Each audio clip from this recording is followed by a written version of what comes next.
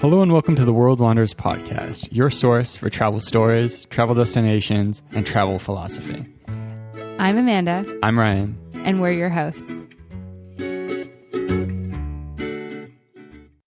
Hello everyone and welcome back to the show. Today we are very excited to be sharing an interview with Dylan Magaster from a couple different places, but primarily from YouTube and his channel Florb, which stands for Floating Orb, Florb, which is an incredible archive of amazing, interesting homes, vans, travel experiences, and all sorts of things. And we were lucky enough to be able to connect with Dylan from here in Canada to all the way over in Tunisia, where he's living on a sailboat, and had a really amazing, interesting, and wide-ranging conversation. Yeah, absolutely. We had so much fun with Dylan, and we talked about everything from his travel story, how he traveled as a teenager and into his adult years, taking a trip to South America by himself and starting his YouTube channel and becoming a travel vlogger, and then outfitting a van, traveling around the United States, capturing alternative living spaces on videos, through to purchasing a sailboat with barely any sailing experience and what it's been like to sail through the Caribbean over the last couple of months. And Dylan has been actually anchored or docked in Tunisia over the last couple of months due to the pandemic. So we also talked about what it's like to live on a sailboat when you actually can't sail due to borders being closed. So we hope that you enjoyed this conversation with Dylan as much as we did. Here he is. Welcome to the podcast today, Dylan. We're super excited to have you here with us. Yeah, thank you for having me. I'm very excited to be here as well. Yeah, and from your background, you are on your boat right now. Where in the world are you joining us from? Right now, I'm in Magaster, Tunisia. Yeah, on the sailboat on Arianrad, 1979 Morgan 38-2 sailboat. I've been living on it for 2 years and have been in Tunisia, Africa for almost 4 months now, something like that. Time has really been flying. Time is really weird right now. You know, days take longer than weeks, it seems. Yeah, absolutely. We're certainly in a time warp right now. And I just got to say, I feel like you just went to like the top of my list as like one of the coolest people I know living on a sailboat in Tunisia. And, you know, all the words you used to describe it, I just pictured like Pirates of the Caribbean. It sounds awesome. Thanks. Yeah, the last couple months haven't been particularly glamorous because we had been living on land on the boat. We had pulled the boat out of the water. And so we were doing different repairs on the boat. I had ran aground in Italy, and so did some damage to the bottom of the boat and had to do the fiberglass work to fix that, and that took ages, mainly just waiting for the boat to dry. So yeah, for the vast majority of the time here in Tunisia, we've been out of the water, which has not been ideal, but it's not the first time I've done it, so not too shabby. Yeah, so are you actually living on the boat while the boat is out of water? Yeah. So the main negative about that is the toilet on board is a no-go because we're not in the water. So it uses seawater to operate, and so that's not possible.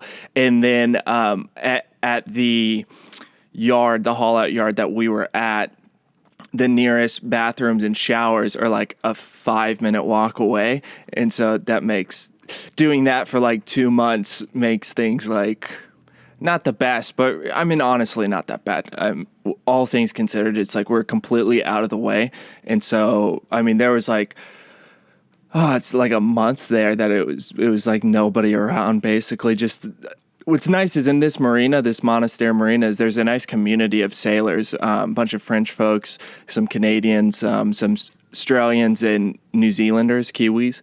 And so we've had a few get-togethers and jam sessions, and it's like turned into an actual community now. Like the other day when I put the boat in the water, 2 guys, Andy from Canada and Tony from California, they both came and helped Jackson and I get the boat back in the water and get it put back together. And I was up at the top of the mast, and like these 2 guys they're both sailors, and Tony's been sailing for like ever, and they're both in their like late 50s. And so it's like, yeah, it felt like a legitimate community. It's like I've been hanging out with these guys for months now. So it's all things, it's been pretty nice. Yeah, definitely. I feel like that's probably pretty cool, especially like, you know, when you're sailing, you're probably not spending that much time getting to know a community. And of course, you'd be connected to other people who live a similar lifestyle. But if you're not in the same place as them for a period of time, you're not going to be able to connect with them in that deep way. So that sounds like it's awesome. Yeah, definitely. I mean, I've been traveling for like 4.5 years, basically nonstop. And during those 4.5 years, I've had maybe like 1 month at a time in a location for the longest period, except for last winter in Croatia, where we did about 6 months in one location. But this is like, it feels almost like the most rooted I've been in like 4.5 years with this community, because we've been seeing each other, I mean, multiple times a week. You know, it's like they just like you pass a boat and they're out sitting in the cockpit, and it's basically like on their front porch. Hey, how's it going? Da, da, da, da. And you just do that every time you walk past. It's been really nice. Yeah, I love that. Yeah, and so you mentioned the last 4.5, 5 years, basically constantly on the move. But for you growing up, was traveling something your family did, or is this something that you kind of embarked on your own once you got into your 20s? We did a bit of traveling growing up. Nothing too insane, but like a good amount. I turned 11 in Holland. Previously, I thought I had turned 13 in Holland, but my mom informed me that I actually turned 11 in Holland. And so that was like the biggest trip that I had done when I was younger. That was the only time I had crossed the ocean. And that was because my sister, she was in a sports league where they did like one season in Europe for some foundation. I don't remember exactly what it was called. I think it was Heart to Heart or something like that. I don't know. And other than that, it was a lot of just around America, different road trips and whatnot. Went to Florida a couple times. And then, you know, for a few family vacations growing up, we did 2 cruises. One was like a Disney cruise and one was like a Carnival cruise. And both of those I was pretty young for, under 15. The first one, I don't remember like hardly any of it. So I was under 10 for that for sure. And other than that, yeah, it was basically just different road trips. And then I grew up in the church. And so when I was in high school, I did 3 different trips down to Honduras for missions work. And that was really, really great. I liked that a lot. And so that was kind of the extent of my traveling experience. And then when I decided I wanted to start traveling, I bought a Prius because I was like, yeah, cheap gas mileage, road trips. This will be legit. Also, it's big enough that I can actually sleep in the back of it, which is cool. And so I bought that and I started doing road trips like once a month as much as I could. First one was like to New Mexico from Kansas City. And just did that. And then I did a 6-week road trip around Western America. So I drove from Kansas City to LA up to Seattle and back in 6 weeks, which was like crazy. You know, not being a seasoned traveler at the time, I was like, yeah, this is totally doable. And then about halfway through, I was like, wow, this is a lot of driving. And so America's really big. yeah, no kidding. America's huge. So did that and then did a trip to New York City, and then I actually moved to New York City for a couple months and then moved back in with my dad, and then flew to South America after that and started backpacking full time. So I had a bit of like a cushion experience where it was like go out, come back, go out, come back, and then full on out on my own.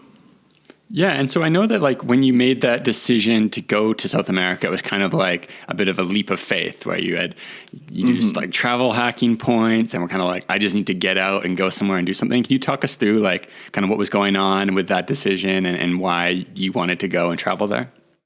So yeah, it was a leap of faith is probably the right word, or yeah, I don't really know what it was. I've got this like idea, like courage is kind of it's hard to tell what's the difference between courage and stupidity sometimes, because you kind of have to have a bit of both. Like if you know everything that's going to happen, you probably won't do it. So you need to have that ignorance to make that step. And so, yeah, I guess leap of faith is probably the right way to describe it. But I dropped out of community college. I was going to community college to be a cook, to be a chef. And before that, I thought I wanted to be a pastor. And I realized that I really liked cooking. And so I was like, yeah, I want to see what happens if I do this career in cooking. And then I was working in a country club and I was like, not for me. And so then I started making YouTube videos and I was like, this is what I'm going to do. I'm going to figure out how to make YouTube work. That was my commitment. And so then I started taking those road trips and whatnot, moved to New York City, kind of went flat broke, moved back in with my dad and was doing construction and home remodeling. And so I was living with my dad and it was just him and I at the house that I grew up in. And it was not a great situation for me. It was like I would wake up, go to work, come home, drink and watch comedy. That was like basically my routine. Well, and I also went to the gym a lot. The gym has always been like my haven. So that was like the routine I was in. I was like, this is not what I should be doing at like 21 years old. This is not a good path. And so I saved up like $1,000 over 2 months or something working for my father. And the years before that, I had been working with credit cards when I would buy cameras and stuff like that to get points. And so, it's like put a big purchase on a credit card, pay it off at the end of the month, no interest, boom, bunch of points. Hit that minimum spend and get those bonuses. And so when I bought that plane ticket to Paraguay, I think it was $17. Wow. Ended up being. And so, yeah. And unfortunately, like the visa to get into Paraguay was actually $100, but the ticket itself was $17. So yeah, I had like $1,000 and I had credit cards. And so I was like, I'm just going to start going and make these YouTube videos. And my thought was, I'll start making money before I run out of $1,000. That's not how it happened at all. Long story short, I ended up 17 grand in debt before I was able to pay all that off. But it basically intentionally went into credit card debt while traveling because I was also building a business while doing that. And then once it started working, that was a pretty high risk thing to do. And so I don't advise people to do it at all. But once everything started working, I was able to pay that off really quickly because I was living in a van. At the time when I started making money, it's like my expenses were so low. It was basically any profit, just smash down that debt as fast as I could. Yeah. And so when you were like, on your way to Paraguay, and you had this idea of like, hey, I'll be able to make travel vlogs. This is going to become a profitable business venture. Was that kind of like the main motivation? Were you looking for something else as well in terms of like the adventure meaning of it? What was kind of like running through your head where you're like, hey, the solution to my problem is in Paraguay? The commitment I made to myself was that I was going to make YouTube my career, basically.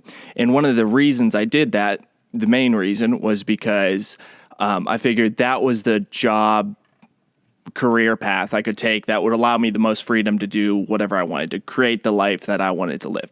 And I knew that I wanted to do a lot of traveling. I didn't know why I wanted to do a lot of traveling. A lot of it was influenced from the internet, seeing these different beautiful locations and being like, yes, I need to see this planet.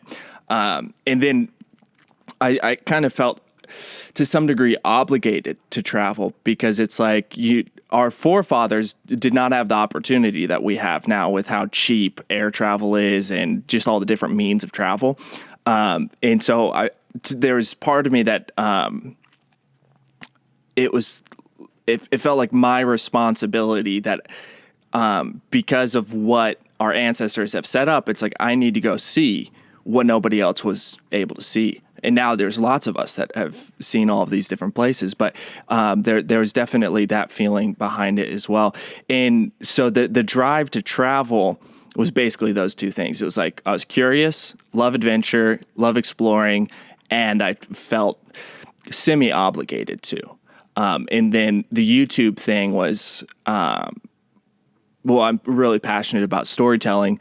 but then also need to figure out how to pay the bills. Yeah, absolutely. Yeah, that's really inspiring to hear. And I think that we can both kind of, relate to this feeling of like wanting adventure, seeking purpose, wanting to create something, wanting a fulfilling career. And also I can personally relate to this idea of like, we are so lucky to live in a time where we can go pretty much anywhere on this planet. And to me, I'm like, there's nowhere I don't want to see. And when people are like, oh, I just don't want to cross an ocean, or I don't want to do this, like, of course I'm respectful to everyone's feelings and stuff, but I'm just like, what? Like, I just don't actually fundamentally understand, because I feel like from such a young age, I just felt this desire to explore these places that were unknown to me. And, one of the things that over our journey as digital nomads that's been challenging has been the idea of balancing work and travel. And even when you work producing content for travel, it's still hard. I'd be curious to know kind of like what that journey was like for you. Yeah. So when people ask me about work-life balance, it's kind of become my canned response now is like, there's no balance. My work is my life and my life is my work. And it's super difficult to even differentiate between like what is work and what is not. I mean, if you were to be like, okay, if I'm doing work, it means I'm on the computer doing work. It's like, well, that's not all the work, because I also do filming. I also do scheduling. There's also the whole like travel aspect of it. Then there's the responsibility of the boat, and it starts the line between what is work and what is life. To me, there's just no line there. It's just all the same thing. And I've designed my life that way for multiple different reasons. One of which is like, I heard a saying once that was, everybody's an artist and their life is their art. It was something like that. And so I've kept that in mind a lot. And so I want to design a life and live a life in which it's incorporated together so that it all harmonizes into some beautiful piece of art. And so it's not like I work and I don't like that and then I go live my life. It's like I want the work and life to form and create what is my life, basically. Like I want it all to be the same thing. But that can obviously be tricky whenever it comes to the actual technical things of working, and like the managerial things that aren't necessarily fun. But that's how I balance it. I just put it all together.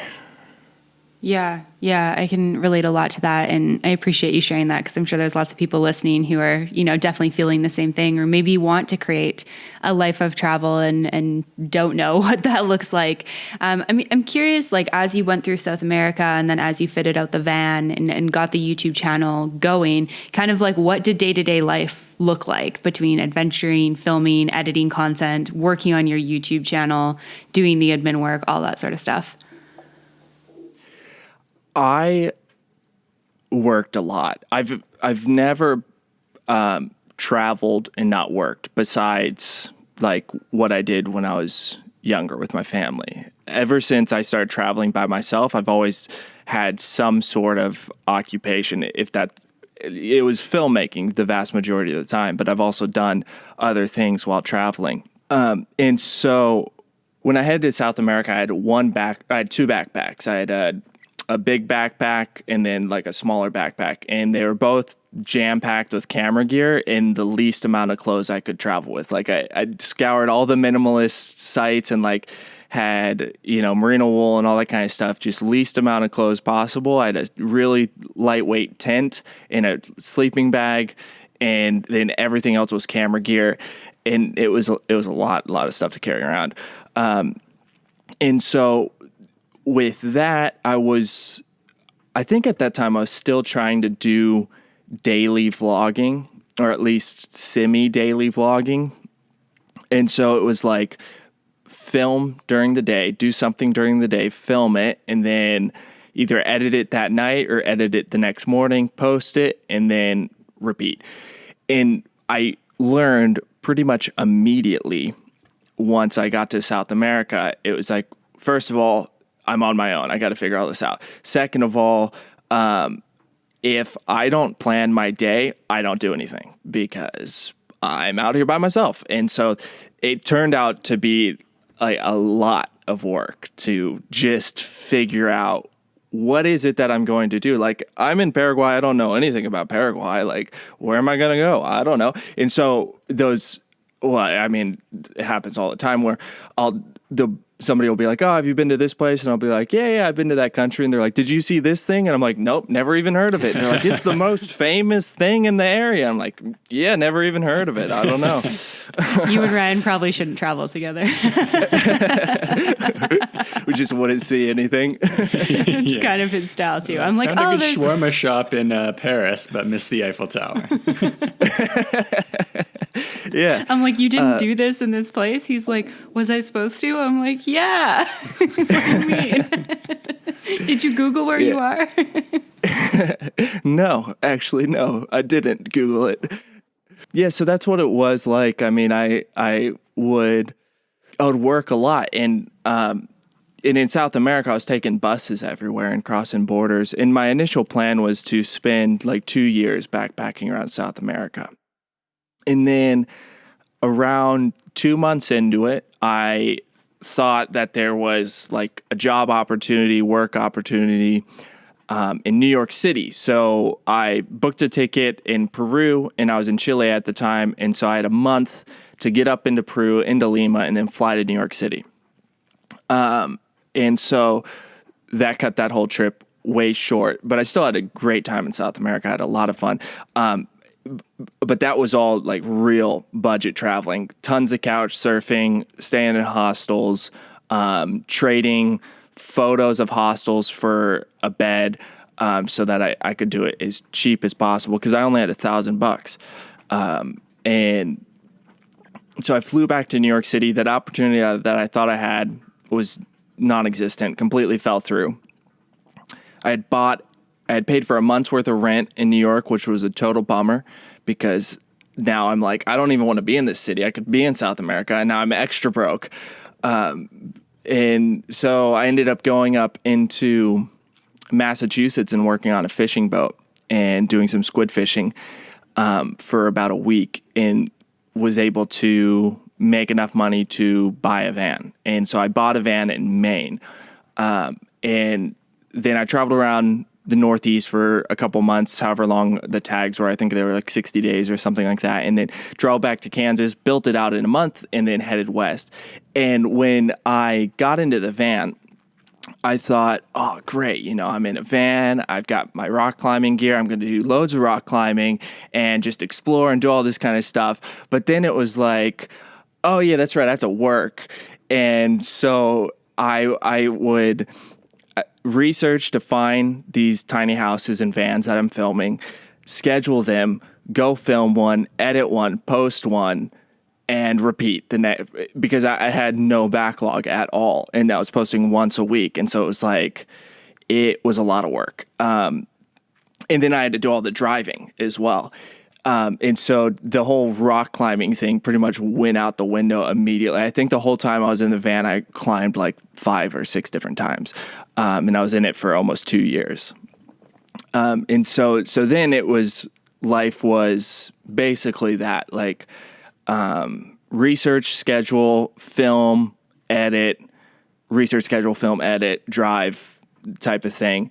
And when I had days off, just do whatever I could. If I was in Colorado and there was a slope open, okay, I'm going to go snowboarding. If there's a hot spring by, definitely going to hang out in a hot spring or whatever. And so I would kind of pick my route that I wanted to go in the van, and then I would design the shooting schedule around that, basically. And so kind of leading up to that trip, you had, like just mentioned now, like shooting houses and vans and interesting, unusual living situations. Was that something that kind of like happened kind of naturally where you're like, oh, this would be cool? Or was that a conscious decision to shift the content you were creating to focus on that? Both. So in South America, I was doing pretty much travel vlogging the whole time. And I was actually doing that through New York City and through the working on the fishing boat. And then I was working on the fishing boat of Captain Mike and Kelsey, and I was actually staying at their house for like a month. And Captain Mike had built a cabin up in Maine, in the forest, just an off-grid cabin. And so I was staying up in the cabin for like a week. Just bought the van and drove up there. And while I was there, I was like, hey, Kelsey, does your dad care if I make a video about this cabin? And she was like, no, of course, go for it. Like, we'd love to see drone footage and see what you put together. So I just did like a handheld tour of it, me talking to the camera. And then I was like, oh, maybe I could do tiny house tours and stuff like that. Because when I was in high school in like 2012, 2011, I was obsessed with tiny houses. Like, that was almost the only thing I watched on YouTube was tiny houses. And I was like, I want to build a tiny house. I want to live in a tiny house. This is so much better than conventional housing. It's way cheaper. I still don't have 30 grand, but that I like this idea a lot. And that was kind of like my first exposure to the whole world of alternative living, was that, oh, there's people that are like, no, this whole suburban thing is ridiculous. I'm going to do something else. It's just not for me. And so when I filmed that video of Mike's cabin, that all like kind of came back to mind. And so then I found this guy who had built a tiny house when he was a teenager in Maine. And so I went and I shot a short documentary about him. And when I went to edit that video, I just got like locked into it and just did like a straight 8 or 9 hour edit session, and just boom, video pretty much done by the end of that day. And I was like, wow, that was great. I really liked shooting that, and I really enjoyed editing it. And so as soon as I switched to posting this style of content, my views jumped like 3x. I was getting 1,000 views a day at the time, and then it immediately jumped to 3,000. I was like, there's something there. There's something there. I can't live off of that by any means, but there's something there. So I kept doing it, and about, I started August to 6 months later. 5 months later was when I had a month where I broke even and made $1,000. And what year is this at this point? That would have been 2017. January of 2017, I believe, was the first like month that I was officially a working artist. What did that feel like? Yeah, I was curious about that too. Oh, I was stoked. I was real stoked. I had written on the calendar on January 1st, like, if you're not making money, go get a real job. That's like what I'd written in my calendar. And I'd been doing odd jobs while filming and whatnot. And then on January 1st, I posted this video about Alex. Her Instagram handle is like a girl in her van. And that video like started to take off way more than anything I'd ever seen. And so by the end of the month, it had like 300 something thousand views, with all the other videos that were gaining views on the channel before that. That was like made my break even point, and I was like, yeah, sweet. So yeah, I was stoked. I was real stoked. Yeah, that's awesome. I just feel like so happy thinking about like that feeling for you. It's really cool to it's cool to see like all your hard work, like something that you've really put your heart and soul into, really like come to life in that way. Because I think that, yeah, thank you. And I'm sure there's a lot of people, well, maybe not. Maybe you can tell me, like, were there a lot of people in your life that were like, dude, just like get a job. I don't know what you're doing. Like, what is this YouTube thing about? Are you just going to keep traveling in a van? Yeah, to some degree, a little bit. I mean, my mother was definitely more supportive than my father. Not that my dad wasn't supportive. He just like didn't get it. But my mom, I don't know if she saw the potential or if she was just like, you can do it. Like, you can do whatever. Yeah. But other than that, I don't know. I've been pretty deaf to what other people say and think about me. And I don't know why that is, but I've just not really cared. Or if I do care, I use it as like fuel of like, oh, I'm going to show you type of thing. Yeah.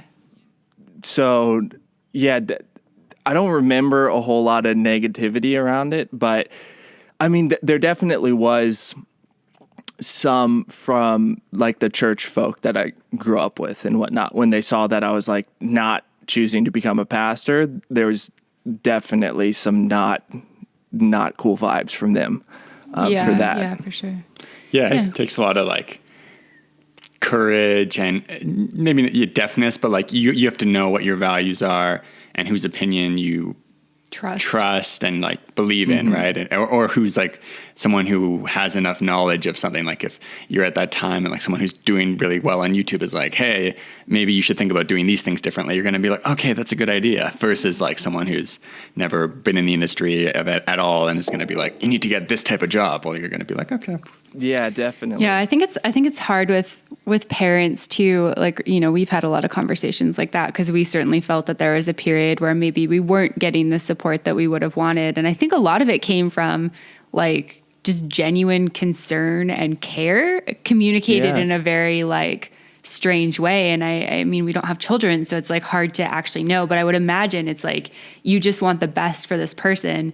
And if you've never seen, you know, when our parents grew up, like it was impossible to make money online. So they're like, what are you doing? Like you're throwing this like prime opportunity to get this job and save this money away. And I think for people in our generation, it's like, well, we have this beautiful opportunity of working online and creating things for ourselves and being content creators. And I feel like for us, it just took a lot of conversations with our parents to be like, hey, we're going to do this and we'd really love for you to support us. And if it doesn't work, we'll go get jobs. It's fine. Yeah.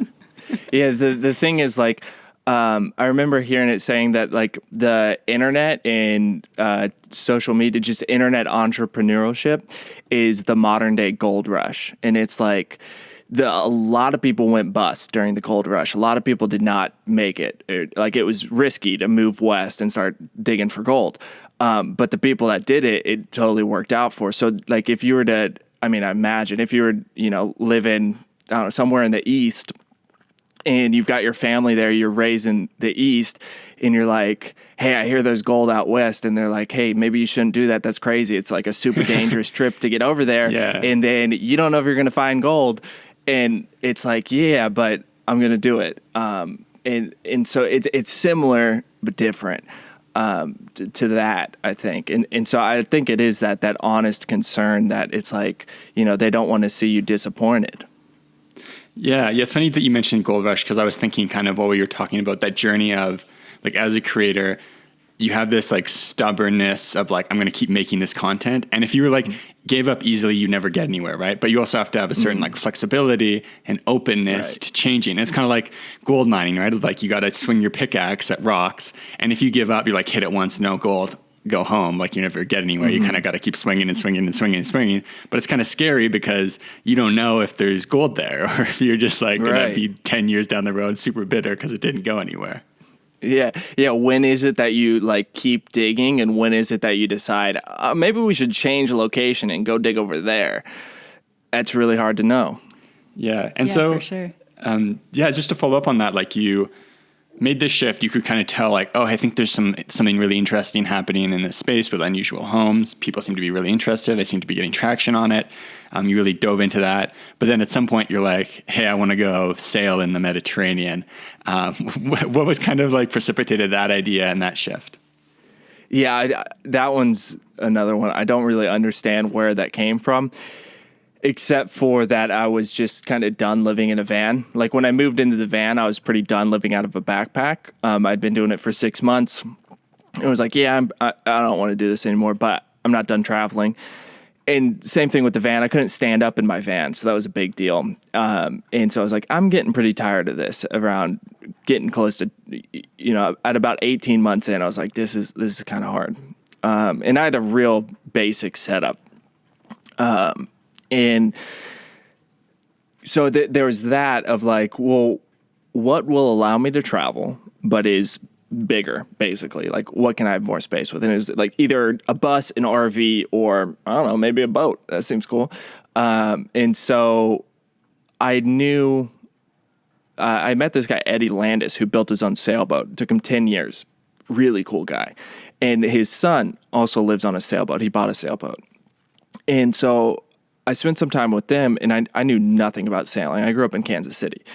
And Ocean was just living, that's his son's name. Ocean was just living on a sailboat just out on the dock, basically.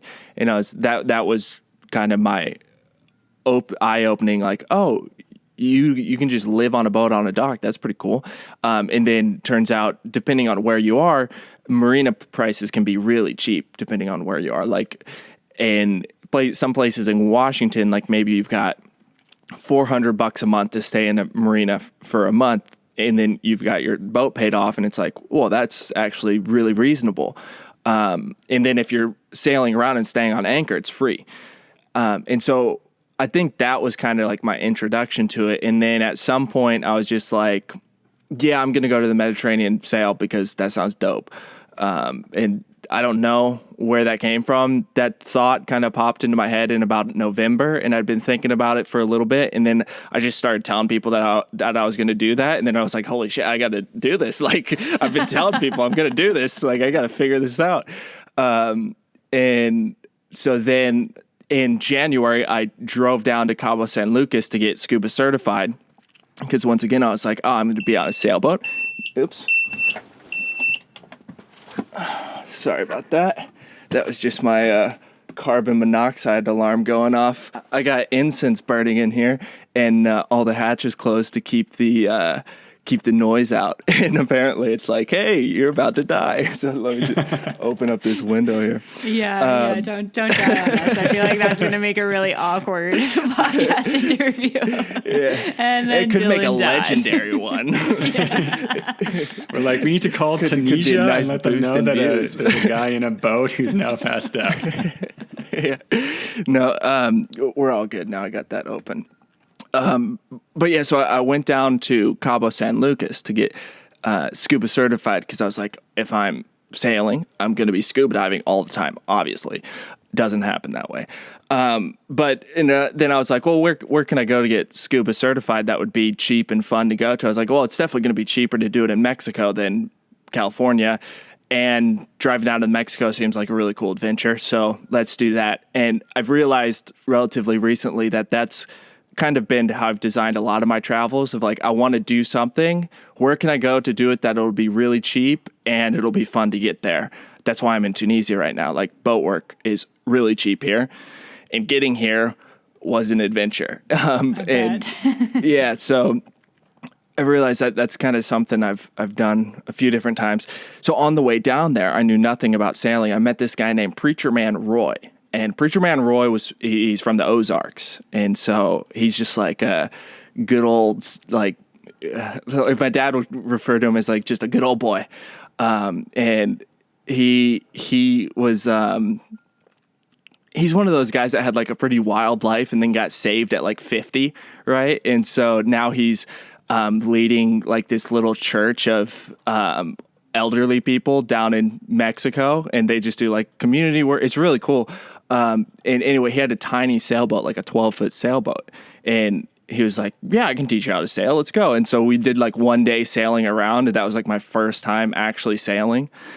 And then made it down to San Lucas and did a couple days sailing with Bobby from Sailing Doodles, and then drove back up to California. And then in April, flew to Florida and did a 5-day sailing course. And then in April also got on a ship to go to the Mediterranean. So it was November that I made the decision that that's what I was going to do. And then by May 6th, I moved onto the sailboat. Oh, wow. So just a little over 6 months, you actually made that happen.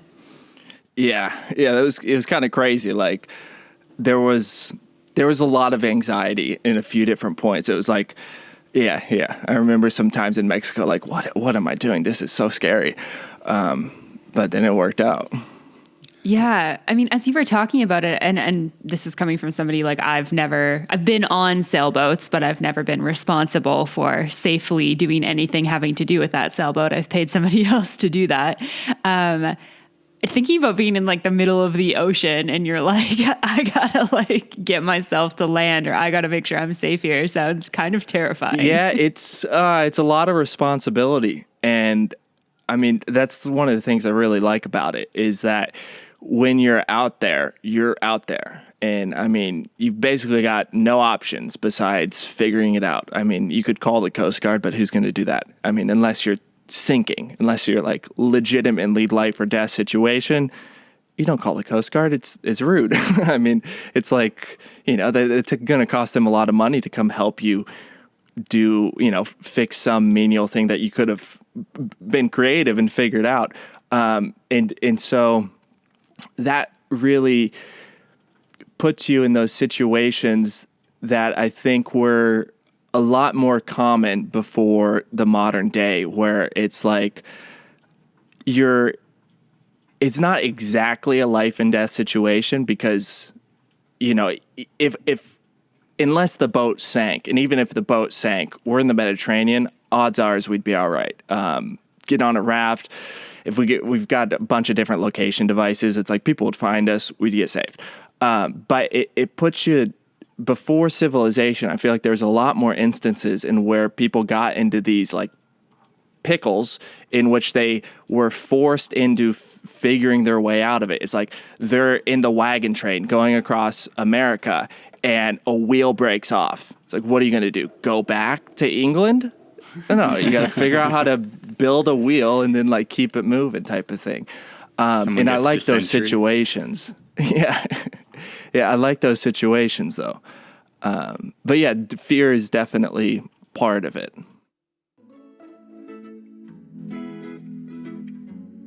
We are super excited to announce a brand new partnership that we have, and that is with BetterHelp. Both of us over the past couple of years have gotten a lot of value out of working with professional counselors. But sometimes, whether you're at home and it's hard to find someone that's affordable and that you can really connect with, or especially when you're on the road, it can be hard to find that right person. And that's why we both really like BetterHelp. BetterHelp is available for clients worldwide. You can log into your account anytime and send a message to your counselor. You'll get timely and thoughtful responses, plus you can schedule weekly video or phone sessions so you won't ever have to sit in an uncomfortable waiting room as with traditional therapy. They are committed to facilitating great therapeutic matches, so they make it easy and free to change counselors if needed. Plus, it's more affordable than traditional offline counseling, and financial aid is available. BetterHelp wants you to start living a happier life today. Head on over to betterhelp.com/worldwanders. That's BetterHelp, HELP, and join the 500,000 people, us included, taking charge of their mental health with the help of an experienced professional. There's a special offer for the World Wanderers listeners. You get 10% off your first month at BetterHelp, BetterHelp.com/worldwanders. So you've been living on a boat for 2 years now, right? Mm-hmm. Yeah, 2 years. I'm curious what the process was of, buying your own sailboat, getting comfortable sailing, and also being a content creator on a sailboat, because that sounds like a wild, wild journey. Yeah. Once again, I don't know if I'm the person to ask for advice for this, because I don't think I've ever done anything conventionally. And so the way I bought my sailboat was off of the internet, from Reddit. I found it on Reddit, which Reddit has been like where I go to ask God for things, basically. It's just like, hello, internet God, what do you got? And so when I wanted to go sail, when I wanted to move to the Mediterranean by sailboat, no idea what I needed. So I went to Reddit and I go, what do I need just to make this legal? So that I'm not... I don't even know what documents I need. Do I need a license? Do I need this? Do I need that? How many documents do you need for a boat? Do you need one for each country? And so I just went to Reddit, went to a sailing subreddit and asked, just explained my situation. This is what I want to do. I don't know anything. What do I need? Blah, blah, blah. And one guy was like, yeah, that's impossible to do by April. But this other guy was like, it's not that hard. I did it in the Caribbean. This is basically what you need. And by the way, I'm in Spain and I'm actually selling a boat right now. because I moved on to a catamaran. And so we started talking, and he was like, hey, do you want to buy this boat? This is in January. And I'm like, okay, how much? And he's like, 30 grand. I'm like, yeah, no, I'm not going to buy a boat for 30 grand that I've never seen 4 months before I need it. That's crazy. So I just stopped emailing him. And then a month later, he was like, hey, man, how about 15 grand? I was like, okay, let's kind of keep this conversation going. This seems like this could be going somewhere. And so we took a cruise ship across the Atlantic, a transatlantic cruise ship, repositioning cruise, which are significantly cheaper than just like a round trip cruise, because they're just trying to move the ship to a different country to do work on it. And so they're just trying to fill the spots to cover the expenses. And so one of the reasons I did that was that it's like that ship is leaving on that date at that time, whether I'm there or not. And so it gives you really good incentive. I think it's really important if you're setting like big goals to have legitimate incentive to do it. It's like, well, I just put down however much I spent on that, and it's going to leave without me. And so I better be there and be ready. And so that gave me like a hard and fast deadline that I had to hit. So when we got on that ship, I didn't have a sailboat. And so I thought, okay, well, we're going to get to Barcelona, and either I'll buy a boat there or we'll go to Croatia or Greece and buy a boat there. And about like 6 days, about 6 days before we got there, I emailed the guy and I was like, listen, I'd been talking to him a lot, and I was like, listen, I'll buy the sailboat without looking at it, without doing the survey, the inspection, all of that, if you sell it to me for 10 grand. Because I was like, yeah, that's a risk I'm willing to take. 10 grand is a chunk of change, but it's not anything like unrecoverable. And for a sailboat, that's insane to buy a boat for 10 grand. And so he was like, yeah, screw it, let's do it. And I was like, oh my God, I just bought it. So we got to Barcelona, and the same day moved on to the sailboat. Wow. So that's how I purchased it. And then 4 days later, so we moved on May 6th. On May 11th, we did our first sail to Mallorca, which is 111 miles. So that was like a 24 plus hour sail. And so that was like off to the races, so to speak, and just full on into it. And then just hit everything that you hit when you're learning how to sail, like had to learn everything about the engine, how the boat works, everything like that. And so during this whole time, we were also filming and making like this sailing series. And it got to the point to where it was like so overwhelming to basically, I was creating both the alternative living spaces, the tiny house tours, van life tours, and everything like that on Florb on YouTube. And then we were creating the sailing videos as well, while still scheduling and doing that and sailing. It just got so overwhelming. I ended up like killing the sailing stuff for a bit.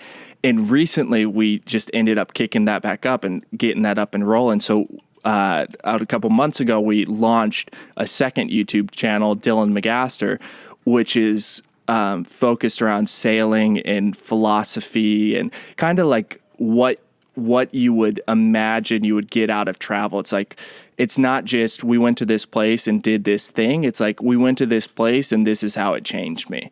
And so it took me, though, about 2 years to figure out how to, or not quite 2 years, about a year and a half to figure out how to balance running Florb as a company, being a skipper, operating a sailboat, and running a second channel as well. It took me, like about a year and a half to figure out that balance. And so there was a period in which I just completely cut the second channel, second type of content to get everything rolling.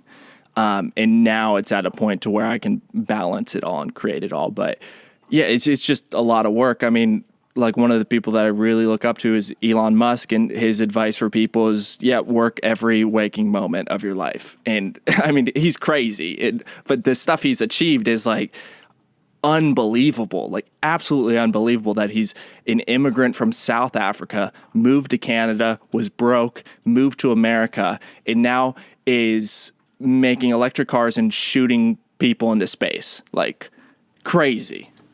For sure. Yeah. Yeah. It's So I follow insane. his advice and try to work as much as I can. Yeah, when it comes to actually sailing, like I think it's obviously like a very adventurous idea, kind of a romantic idea. What's when it comes to like actually the reality of it, what would you say like is like the hardest, most challenging part of actually living on a sailboat? So it depends on what stage you're at. If you're just in the learning stage, like the actual aspect of sailing, the setting of the sails is not very difficult. The more difficult part of actually sailing and operating a sailboat is the weather and dealing with that and understanding how the sea works, how the wind works, how big of a picture do I need to look at? Do I need to look at this local landscape within 2 miles to understand like what we're going to experience out there? Or do I need to be looking at all of the Mediterranean to get an idea of like what we're actually going to experience out there? Understanding all of that is difficult. And then also understanding what to do when the weather changes when you're out on the water. Because if you're just a day sailor, you just go out, sail a couple of hours a day, most likely you're not going to encounter anything too crazy, because a 4-hour forecast, considering how close you'll be staying to where you started, is going to be pretty accurate most of the time. But if you're doing a 350 mile crossing, then like stuff's going to happen that just cannot be predicted, because that's life. And so learning how to adapt in that is a skill, and it takes a while to figure out. And like, yeah, it's kind of hard to explain, but the aspect of problem solving and then really understanding like my boat specifically and how it operates in the water. And then like, if something goes wrong, okay, what do I want to do? I need to really understand how all these different ropes work so that if something goes wrong, I can use this rope to do this. I don't want to use this one. All that kind of stuff is difficult. But then if you're skipper, if you're in charge of the boat, you're totally responsible for everything that happens on the boat at all. And that's really hard to figure out, how to plan a route, understand the weather, make the decision whether or not it's safe, execute that, do the sail, keep everybody safe, keep everybody happy, keep morale up, and then manage the whole crew while you're sailing, and then beyond the sailing experience, making sure there's a whole healthy social environment depending on how many people are on board. That's probably the hardest part, is like the job of skipper. It's a lot more than you would imagine sailing would be, because it goes way beyond just the actual aspect of maneuvering a boat. Yeah. Wow. I feel like my mind's kind of blown by all that. Like, I think we've talked a little bit about like learning to sail, and Ryan knows a little bit about sailing more than me. We've talked about how it'd be such a fun adventure to sail somewhere significant, like not just a little sailing trip, but there's a lot there that you just mentioned. And I'm sure that there's even more. But it sounds so rewarding. If you're wanting to do it. Like, it's really hard, and I wouldn't tell anybody anything different, but it's great. It's really great. The things that you get out of it that you wouldn't necessarily imagine, as far as like personal development and growth, are, it's, I mean, you both have like done a bunch of traveling, done solo traveling, traveled together. I'm sure you understand that like when you're traveling together, it's a significant difference than when you're traveling by yourselves, and each one has its obstacles and difficulties and rewards, but both of them make you grow in different ways that are, the growth that you get from them, they're similar, but they're really different. And so it's not like one way of travel is better than the other. It's just you learn different things. And so when you're sailing, it's kind of the similar thing. It's just the things that you're learning, they're not what you would expect to learn when you think sailing, just when you see it, because you get that romantic idea of like sailing and being at beaches and all that stuff. That's awesome and like definitely part of sailing. But Yeah, I mean, to some degree, the romanticized aspects of it are a bit hollow to keep you doing it. Like, what keeps you doing it is all of the more deep personal things, because life is so much more than sitting on a beach. For sure. Yeah, absolutely. 100%. And I don't know if this is a silly question or not, but I'm curious about Wi-Fi. I mean, you have a good connection right now. You're in Tunisia on a boat. I'm sure some people will be like, what the heck? How do you even have internet? I mean, you run a successful production company and another YouTube channel. So I feel like internet has to be key. How do you manage that? Yeah, we use a lot of internet. Luckily, Tunisia is really cheap. Jackson's from Canada, and Canada's super expensive for internet. And so is America, which is really bizarre considering the speeds that they have over there compared to places like Tunisia or some places in Europe where it's so cheap. But yeah, Tunisia, it's 33 cents a gigabyte, I think is what I figured the math for. It's like 33 $18. cents? Yeah, it's like $18 for 55 gigs. Wow. And so I just buy a SIM card, and then I reload that as soon as we're out, and we go through, sometimes 100 gigs a week, sometimes more, sometimes less. But I think since we've been here, we're coming up on like 750 or 1,000 gigs that we've gone through since we've been in Tunisia for these months. So considering like in Greece, it's $2 a gig. And obviously, we've been going through more data than we would normally because we're like just stuck in one spot. And so we're on the computer a lot more and editing and uploading and all that kind of stuff. But if we're in Greece and we went through the same amount of data, this literally saved us like $800 to $1,000 in just data being here. But yeah, it's SIM cards. That's how we do it. And then just pay as you go. Yeah, God, if you tried to do that in Canada, you'd be like spending like $10,000 on internet. Yeah, the internet in North America is ridiculously expensive. And I don't understand it because the Wi-Fi here is super fast. Like, I've never had any issues. I mean, occasionally you hit like 10 minutes where it's slow, but I mean, yeah, this connection here is fine. And I upload and download with no problems in speed, and I can stream in 1080 HD, no problem. Yeah, it's funny.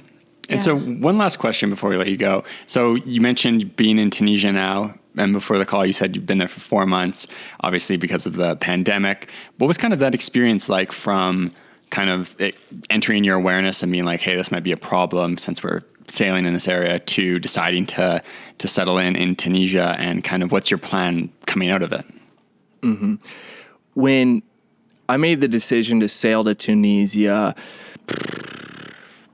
September, something like that, something way before the pandemic, and I was in Greece, and so like getting to Tunisia, it was close to 1,000 miles, and it's like, okay, that's going to take us ages to get there. Let's start heading that way. We want to see a bunch of stuff on the way.